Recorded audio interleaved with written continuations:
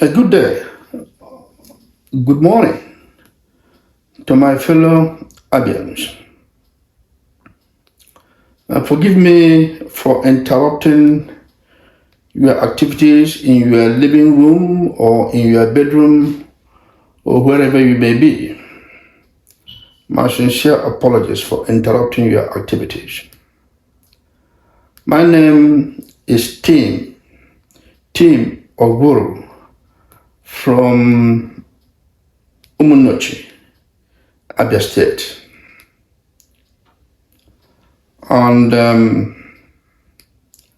I think there's ongoing debate going on right now in Nigeria. I spent most of my adult life in United Kingdom as a public servant after my education. And for the past nearly 10 years, I've been spending more time in Nigeria, observing what is going on and trying to understand what is going on. And I think I've done that observation and I have observed extremely well. So based on that, the debate going on in Nigeria right now is about our electioneering. It's about our future, both nationally and state level. Who is best placed right now to govern either your state or the country? Then I will come to my Abia State, who is now best placed to run Abia State. It's been, in my view, since 1999, wasted years. And I take some portion of it because I also dine and wine with PDP politicians. I cannot exclude myself from that, from interacting with them or dining and wining with them. But this is a critical time in our country and in our state in particular, my Abia State. Since 1999 to date, is that where we should be? Is that where we ought to be? Is that the position Abia State should be for the past 24 years? My answer to that is probably not. Probably not. Where we are today is not where we should be.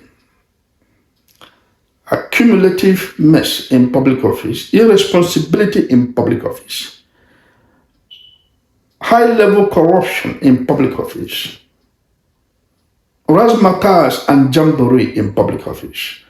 It's not what is required right now.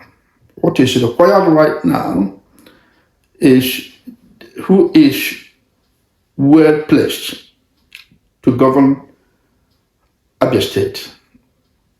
Abia State as it is sick state. So you cannot take a sick state as it is right now and then you hand it over to a sick man, mentally, psychologically, and otherwise. We cannot do that. We cannot afford to do that right now.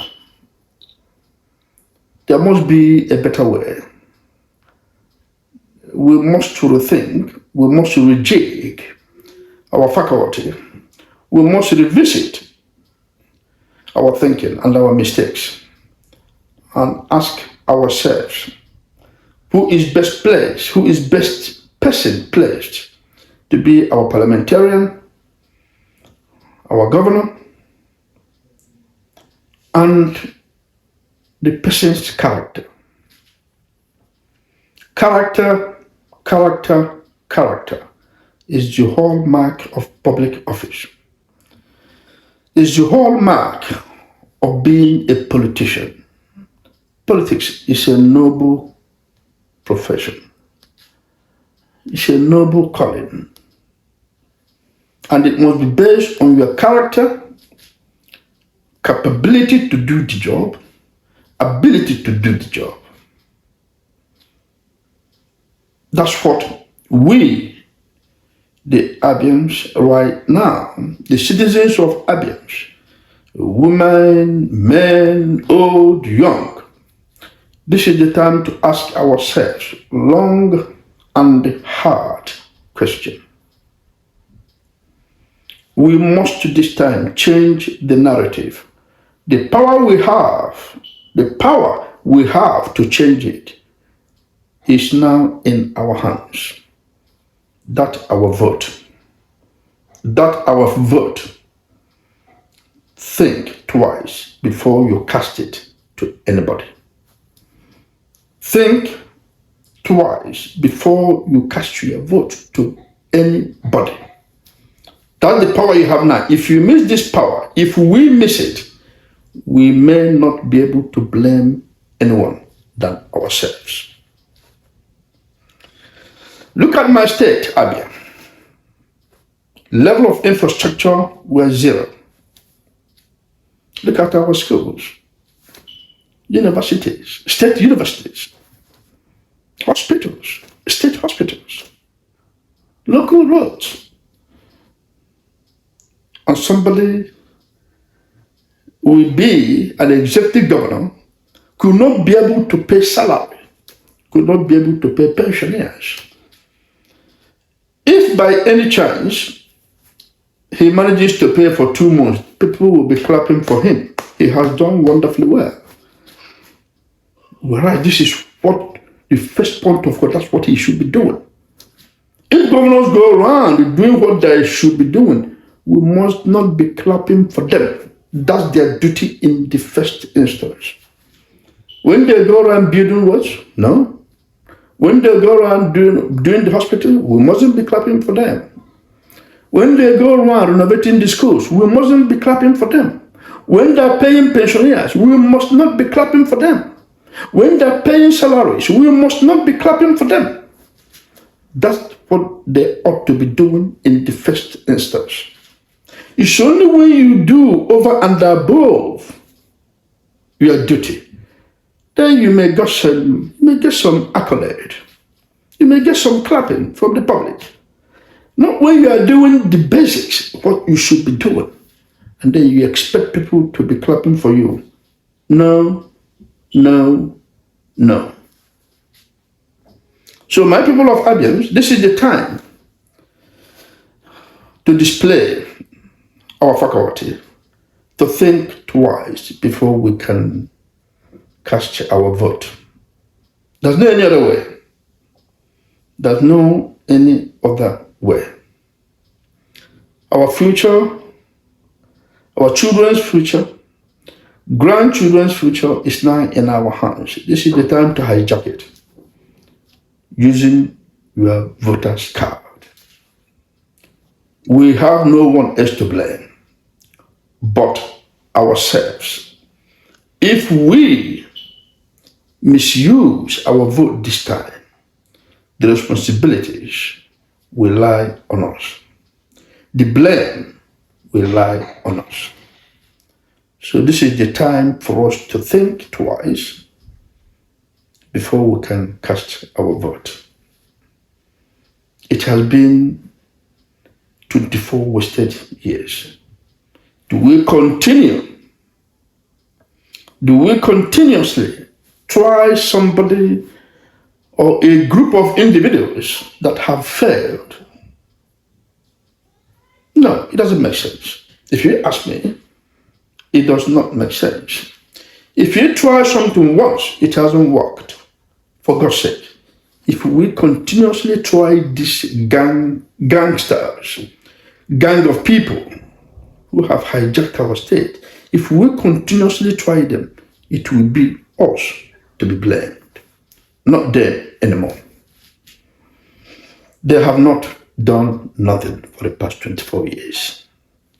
What they have mastered is to hijack the state and robbing the state dry, monumental corruption, monumental irresponsibility in public office. That's what they have achieved. PDP in particular. We cannot continue to allow them to do so. Enough is enough. We must look other ways. We must think and try someone or a group of individuals that has never been tried. And we must give them that test.